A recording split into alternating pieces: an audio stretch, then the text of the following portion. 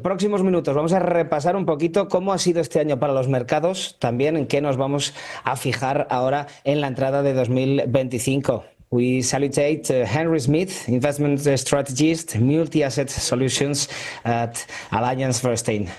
Nice to meet you. Thank you very much for being with us today. Hello. Nice to meet you. Thank you very much. Going into the end of this year, of this 2024, can you please summarize how do you see the global macroeconomic backdrop? So, absolutely. So the punchline here is that we see the global economy as still on track for what we would call a soft landing. So by way of a reminder, by this, we essentially mean, in the ongoing effort to get inflation down towards central bank targets, growth will gradually slow down without causing a material recession, which is what we would essentially call a sort of hard landing. And so today, when we look at the global economy, we see evidence of slowing in some sectors and in some countries. But when we take things as an aggregate level, that sort of descent looks manageable and something that we think is unlikely to disrupt financial markets. And if we sort of think about global GDP and we think about two major components that actually sort of demonstrate this sort of slowing but still constructive narrative, we have household consumption, and we have sort of non-residential or business investment.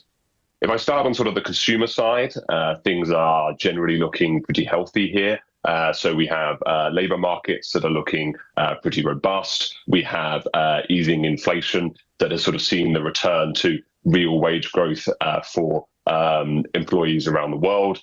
And as rates have started to come down, we expect to see some of the regional differences in consumption and saving that we've seen grow over the last few years starts to narrow again. In terms of the sort of slowing down piece within the consumer, I think it's important to say that while labour markets are still standing pretty strong, we have seen a material cooling down in terms of a much more balanced position that we're now in between jobs growth and sort of in terms of jobs growth for demand, but also jobs supply. From a business investment perspective, levels today are at fairly normal levels compared to long-term history, but it's important to remember that they were at very elevated levels following the pandemic. And as we've sort of seen a slowdown in manufacturing, business investment has come down quite materially. But we think that going forward is going to find a floor and potentially start to recover from here, given the demand for artificial intelligence and enthusiasm for technology, as well as when we look at things like inventories, we expect to see a need for more manufacturing going forward as inventories get low. So I sort of end my comment there. I appreciate it's quite a long response, but I'll sort of end my sort of comments here on sort of saying that all of my comments are pretty global in nature here. This is quite important to note because when we look at the global economy and we look at different countries, some places are expected to be having a softer landing than others. One sort of standout, I think, is the US, where the economy is looking particularly strong and they're on track for a softer landing. But actually, if we look at maybe the Eurozone, growth risks here feel a little bit more tilted towards the downside. But what we would sort of caveat that with is, that sort of weaker growth outlook does actually provide more ammunition for the central bank to continue cutting rates. I think we prefer a long response, so thank you very much, Henry. Last time we spoke with you talked about the elections being the key risk this year. How has the recent U.S. election, the Donald Trump victory, altered your outlook? Sure. So if I recall correctly, when we last spoke earlier this year, I would have shared our general view that big events like elections, no matter how big they might feel at the time, tends to have little observable impact on capital markets when you take a sort of longer term perspective, maybe over sort of a year rather than sort of weeks or months. But what you do sort of see, setting aside, investment returns within markets, is potential for very significant volatility as markets price and evaluate the various different potential outcomes of elections and the potential impact that any new policies might have. The U.S. election was absolutely no exception to that mantra of ours. We saw a lot of volatility around the election, and on the announcement of Donald Trump winning the presidency, it was the catalyst for some very significant market moves. For example, we saw a jump in equity markets. We saw a strong appreciation of the US dollar. And we also saw a lot of pressure being put onto US government bonds. But sort of broadly speaking, when we think about those initial moves, they do make some rational sense when we think about the kind of policies that we expect someone like Donald Trump to implement. I'm thinking around things like the potential for a higher US fiscal deficit, thinking about reduced tax burdens on the economy, and potentially higher inflation going forward. And what I would sort of say is, while it might be tempting to jump into some of these trades and say, these policies are a given, let's jump into this and, let's get some attractive investment returns from this, it's important to remember that the sort of sequencing and magnitude of any policies will matter considerably. And that is something that we don't have clarity on yet. So it is very hard to gauge exactly what will be implemented, when it will be implemented, and the impact that will have. So it's important to remain incredibly diversified, accessing a lot of different investment ideas. But what I thought it might be useful to do is just highlight some of the things we've done within our multi-asset portfolios, given the new political climate within the US. Thinking about some of the big things, still looking from a sort of top-down perspective, maybe if we start with equities, in the run-up to the election, sort of recognizing increased potential for market volatility, recognizing that, win for Donald Trump might mean tariffs, it would mean a more America first type policies. And so we tilted away from places like emerging markets, where we think the impact would be greatest, and focused our exposures back towards developed market economies. We also implemented a tilt towards smaller caps, smaller companies in the US, with a view that lower taxes and more protectionist type policies should provide a boost for these type of corporates. From a sort of bond side, I would just sort of say that, I've already talked about in terms of US Treasuries coming under a lot of pressure from the prospect of higher spending and lower taxes. And so one thing we did was we shifted our bond exposure away from the US and towards other developed markets instead, so Eurozone, UK, Japan, etc.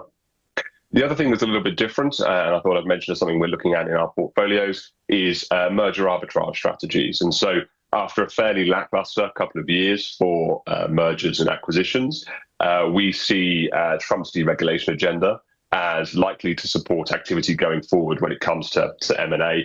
And so we have a stronger outlook for this type of alternative investment strategy. And so I sort of end there by saying we sort of stand by our mantra in terms of, there's a lot of potential volatility, and our view that markets often overestimate the impact that elections are going to have on the economy. And so investors need to be careful about diving into some of these momentum themes. But the one thing that is kind of different this time, and I think it is important to highlight, is the risks are much greater this time round in terms of both social stability, but also in terms of the potential magnitude of policy changes that, say, someone like Donald Trump might implement. And so we think a multi-asset approach, which is able to balance many different opportunities, many different types of risk across a very wide range of different asset classes, and even make timely adjustments when needed as macro environment changes, we think this is something that will be critical for navigating this environment successfully. And Kevin, looking forward into 2025 and beyond, what are some of the key themes and trends that you think investors should be keeping an eye on?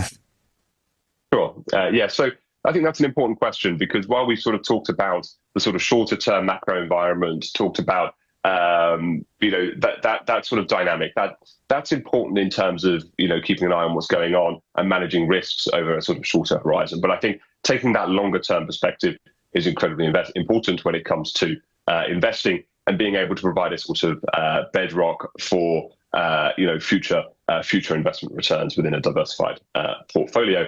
And so if we take that longer term perspective, I think there are three key mega trends or sort of mega forces that I think everybody needs to be keeping an eye on. These are trends that we think will usher in a new investment regime for the next few decades, and something that is distinctly different to what investors might have experienced over the last sort of 30 or 40 years in capital markets. And so that sort of first theme is deglobalization. So with the rise of geopolitical tensions and conflict, with the rise of populism and protectionist trade strategies, we anticipate a reversal of that globalized economy that has become the norm for the last few decades. And so the result of that is likely to be more fragmented labor pools and supply chains, potentially lower growth, and also increased risk and volatility within markets. The second trend is demographics. So many developed nations, but also increasingly emerging ones, are going to have to grapple with the issue of aging populations in the coming decades. And there's going to be a shortage of working age labor, but also a societal need to care for the elderly. And these dynamics will weigh on economic growth and have disruptive effects on government budgets and labor market dynamics.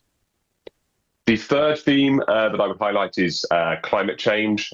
So the sort of impact of climate change create quite a wide dispersion in terms of potential growth outcomes moving forward.